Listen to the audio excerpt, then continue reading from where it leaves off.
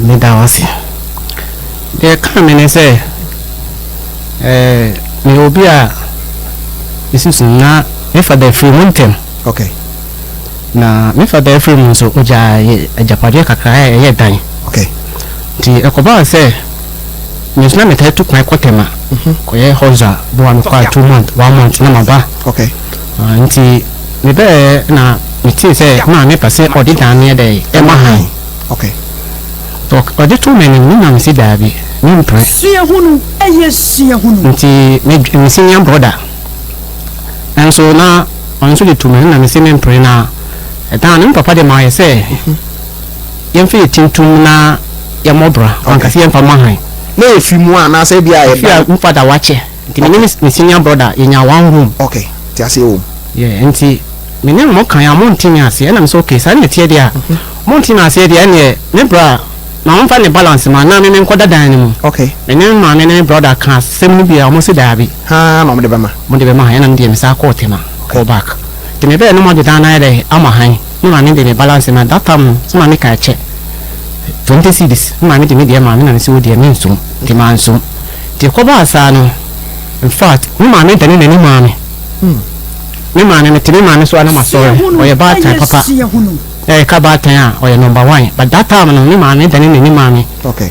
Me nuanu so nyina because I didn't me nuanu nyina me ya aka nti satan so me fa dan so free nti na me nim se mapem awa abrabo ni mu nti Esther so yo nipa bi a na me pena SOMPA penenyo nti na me woni CD e wo ho nti na me bo sa CD no e kan se cassette no nti me bo no na me tima konyom data na me wo me ma me fie ma me nso wo nyame adomo no nso wo ni fie obo ase ti na me wo wan wo na me him nti me wo ma me bo nyom no me bo Esther enyom no sa nyom wo se wa fa na fa ni yo na enche no aba ba bu obi aten se de ni nyom aye de esitie ti sa nyom no nti me hwa na se obi a ni dem ho na me bo sa nyom no wana bibi data mo so na me nkwa sorry but na me kan Bible nkakra na me ma me Bible na kofa betom dem ho a me kan ne nkakra nti me tam Bible no na me bie Bible ni mu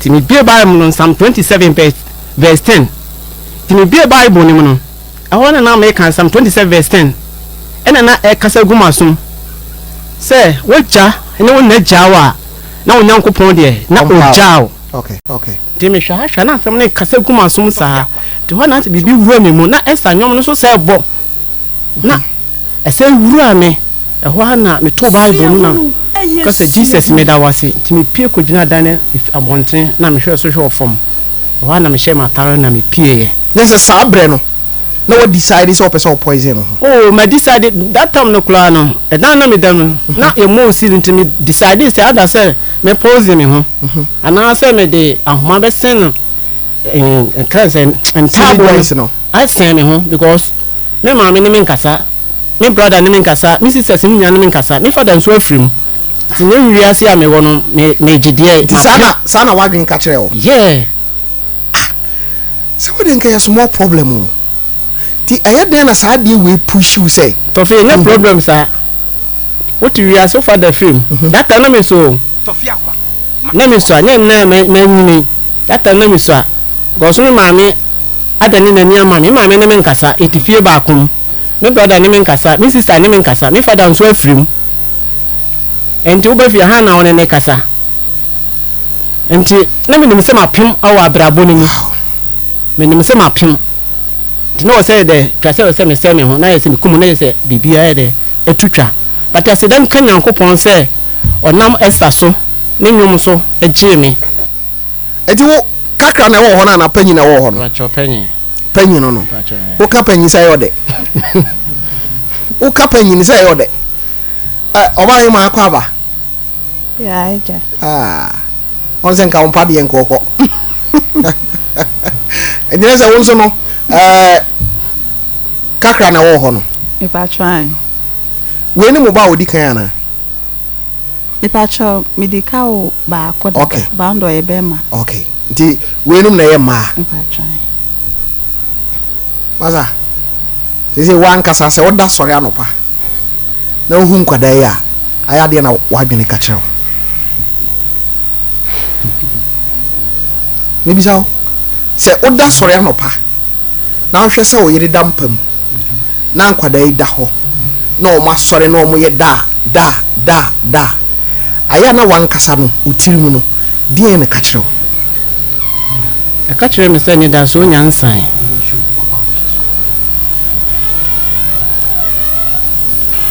e ka die na kire o e ka kire me se eni da so nyansan ngwala wo nim di Nyankopon de ombe pachonde so nim ndacho da bi ankwada yi ya from say e pacho menyanto omudin unyanto omudin e pacho da bi adin ground to omudin say omo say 2 years 2 years 1 month unto omudin pacho da bi adin dienti say nipa bia wodin dienti na unto omudin dienti a me nto omudin ni say na me medicide say me dem kranye beto Esther o do beto Esther Smith pacho wow enti me nso me nim ne number me nya konya bia metuma nya ne nakasa okay ana me so me tattoo program pa say onini din sa woso twini anu maka say no Esther me din sa woso de anese ye kunu no aya you din kita ho okay twini anu mabubu sa onini din kita ho te me huni say me ba me be hu a botumi na ede akasa ama me okay anyinti na ma me nto ni tin because the entire me person me tuni ba din ni say me ma me tiase me ma me ye batampa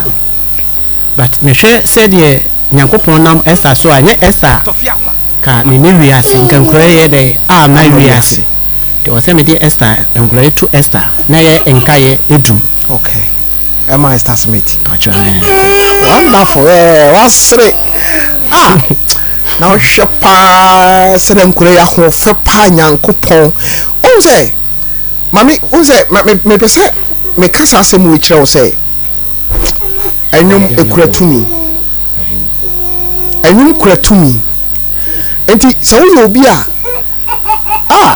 asra mama feel kura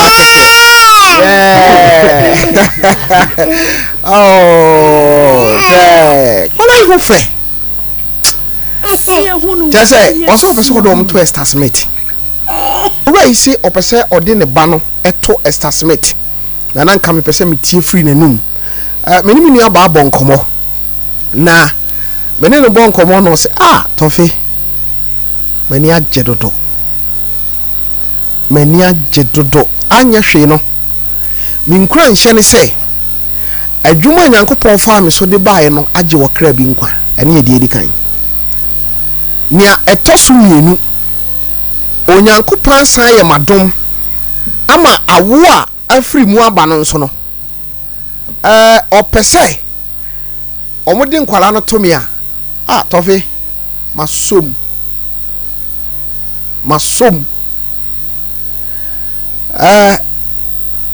na me bo me homoden ene yenua baba ko enso abeka production team no ho envelope bi kura no ti mami kona fa kokoma no Esther Smith say memfa saade ewe mamu na momfa mane nana no ada aje munzam ana wona oyere aje munzam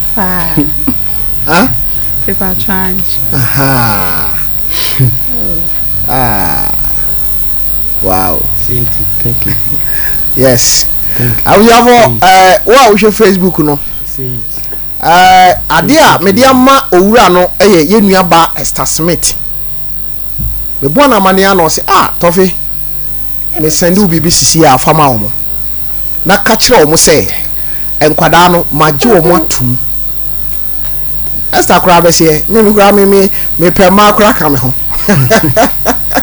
e dia usiafo nia akwa akosie no on say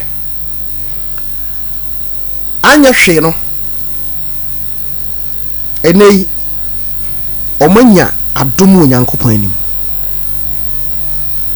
tisi wo a ka obeba ha yen hwe se bia still ye betimi anya Esther na kasa oyema me mo akwa ba ye ni o Mr. Sofia ka Sister Akwaba. Yeah. Na omu pese ya bekasa enso nyamia ma ye kasa. Aye. Medical ni we di nkomo no dada se owura ya enne me ne no ha ye di nkomo yi. Aka o poison ho onyom ena eje no nkwa. Na eno achi eno abehia oba ho fefo nso a ode ko boss wo no entafo afiri mu aba. Na story bi wa chire se enkwala de ye bibi mamu ha no se wo a anya hwe no efiri bosome nkono kono ye se owia ana wonante masa o ma no omunya asen na omunya nwiae me pa cho panyini nya 1 year 4 months na onwiae panyini onya 1 year 4 months na onwiae 1 year 4 months and son owia panyini no ana kuma no so so 1 year 6 months and son no so owia sa na Esther wo ahoma no so o kan sembi o se na me bo Esther nyom foforo wa ha na wo dan mu a wuti edi ni si that day na obo Esther nyom no yeah in fact na ma ye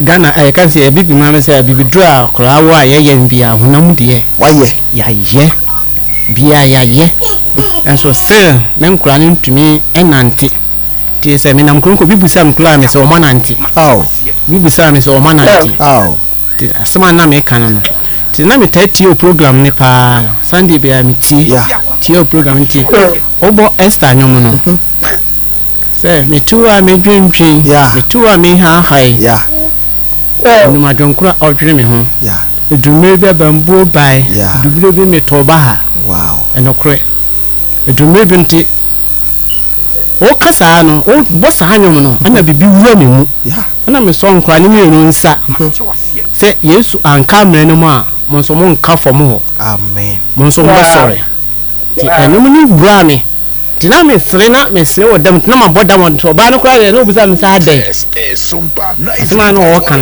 sa dai na me so mani age okay nti nyankopon nam no nyum so sa epagya me ehye me de se ma ba ma bu ni nyina no dai enkwa no betumi dai ananti ti after uti enyom no edi se ansa na omonante biti enyom no be se 3 months. Wow. But kutwani de penny de 1 month 2 weeks and 90. Wow. Na penny so was be 3 months no so ye dey 90. Asa wo dance ye wachiri. Chese. Me we dream in Mr. Sophia Fa. Na since I was doing any buy a different social media platform and so.